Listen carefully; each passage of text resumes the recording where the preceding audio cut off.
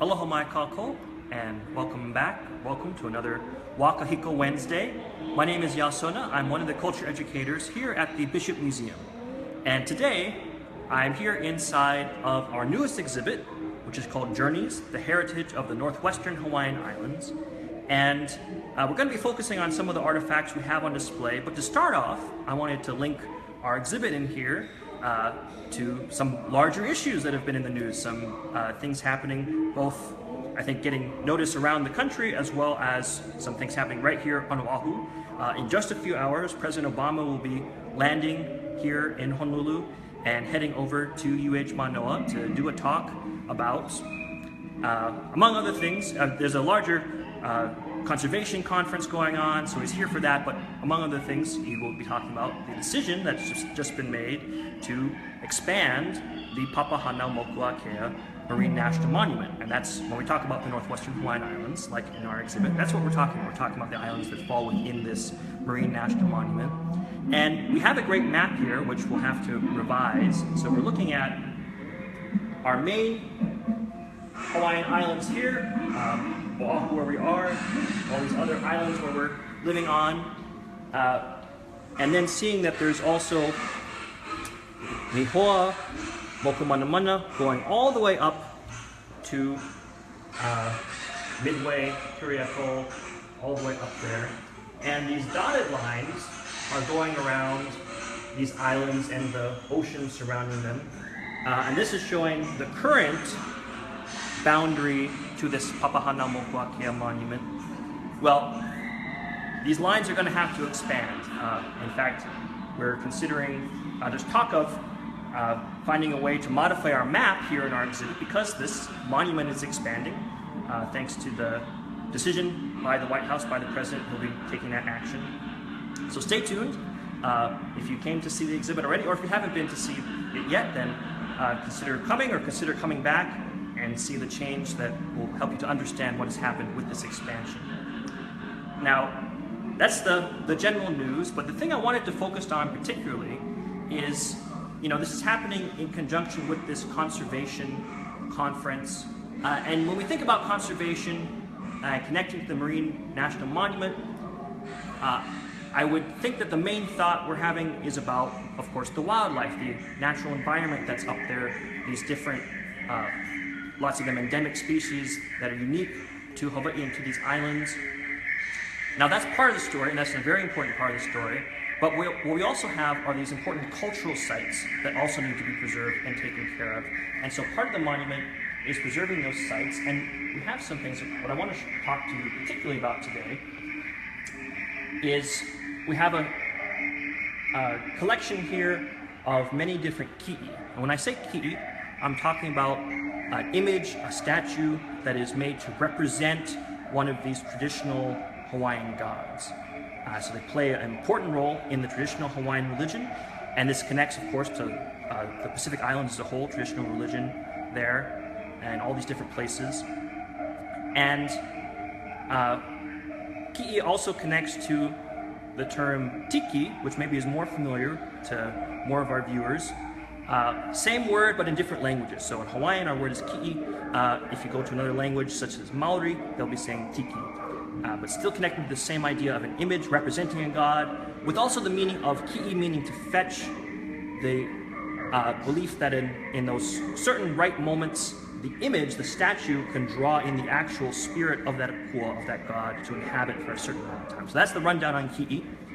These particular kiʻi that we're looking at come from the island of Mokumanamana, which also at some points in history goes by the name Necker Island. Now this is part of these Northwestern Hawaiian Islands, part of the Papahānaumokuākea Monument. And what's particularly significant about these kiʻi is that when we look at the designs, how they are made, this is actually quite unique to Mokumanamana. Here in the main Hawaiian Islands, many, of course, kiʻi exist here and have existed for quite a long time, some of them, but they don't seem to follow this same type of style, the same type of design. So we're seeing something unique to this island, which is interesting considering it's an island that is thought to have not really sustained, real permanent settlement, that it's really people who have to very deliberately go up for a certain amount of time, make this journey up there and stay there, and we're thinking particularly for religious practices, right? That they have their kiʻi, they have their religious sites, and then their kiʻi there, and they're going up for this particular purpose, for a very spiritually focused journey, and then having to return because there's not a lot of resources available on these very small islands with not a lot of fresh water and all those types of things. Now, these kiʻi, on the one hand, are dating back to this time when these things are being practiced, and now this goes back to, we can think about maybe around the time of the first settlement of the islands, that people are arriving up in Nihoa, in Mokumanamana, in these higher islands, as well as the first people are arriving in the main Hawaiian islands, so over 1,000 years ago. This goes on for some time, and then there's really a gap, right? These islands are no longer being visited regularly. The activities of people are becoming limited to what we think of as our main island chain.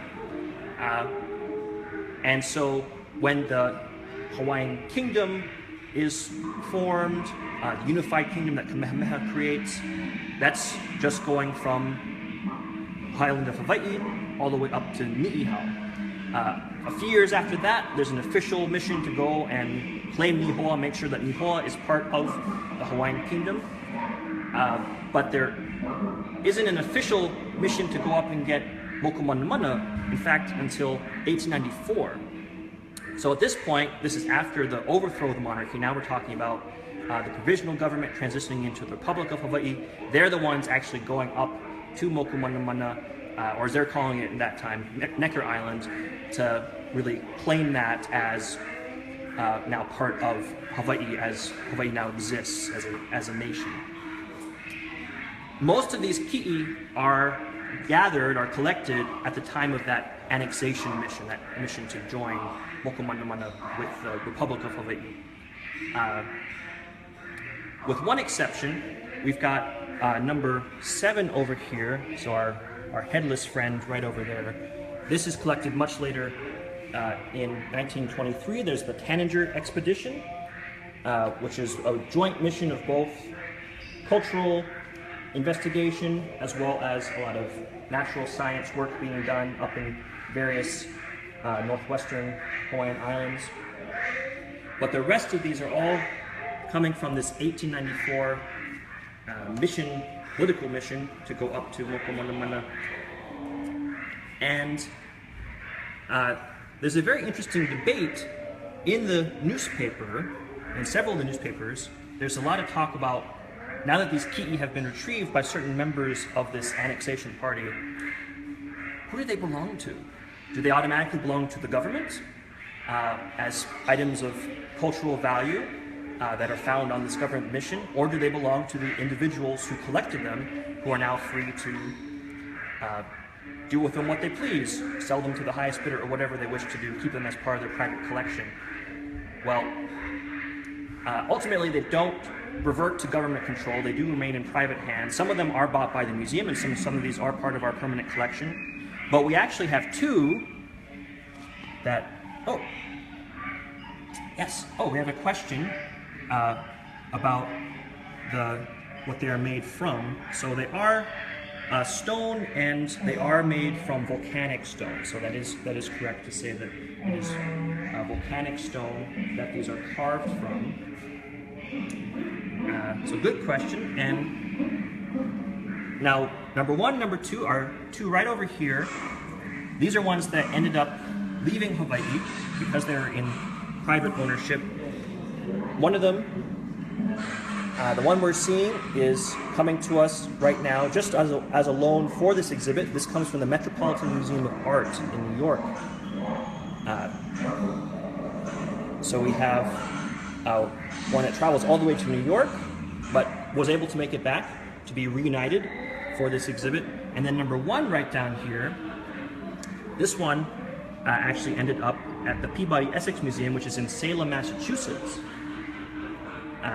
and also came back just for this exhibit, just to be reunited with these other kiʻi, which have been remaining here as part of the Bishop Museum's collection.